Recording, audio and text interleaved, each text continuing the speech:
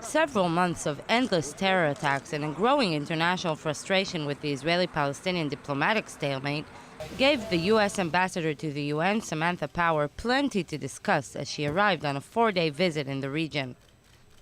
But after making the rounds with the Israeli and Palestinian leadership, she also dedicated a significant portion of her time for something more optimistic, the young generation. Just like her boss, who used his 2013 visit to Israel for a charm offensive on Israeli and Palestinian youngsters, Power made an extra mile to meet them as well. Starting in Jerusalem, she met with students at the bilingual Arabic-Hebrew hand-in-hand school, which was a victim of an arson attack in 2014. It was a good combination between us two because as an ambassador of the U.S. and the UN promotes peace, and here in school we also promote peace between Jews and Arabs, and I think that was very important for her to hear and for us to hear too. After playing some basketball with Peace Players, a sport coexistence NGO, she continued to another school where she delivered her one and only speech to high school students simulating the UN activities.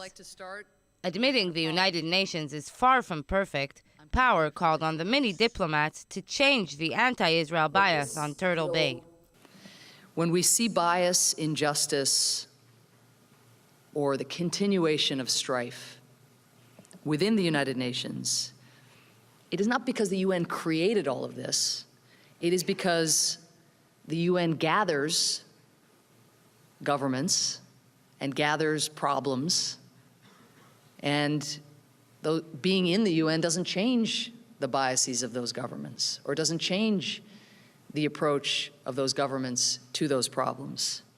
Power, one of the closest advisors of President Obama, arrives at a time of increasing international impatience with the Israeli-Palestinian stalemate. Both the administration she represents and the UN where she sits have recently been engaged in wars of words with Jerusalem over its policy.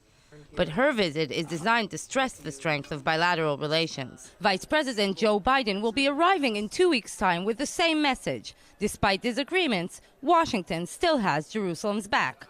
Tal Shalev, I-24 News.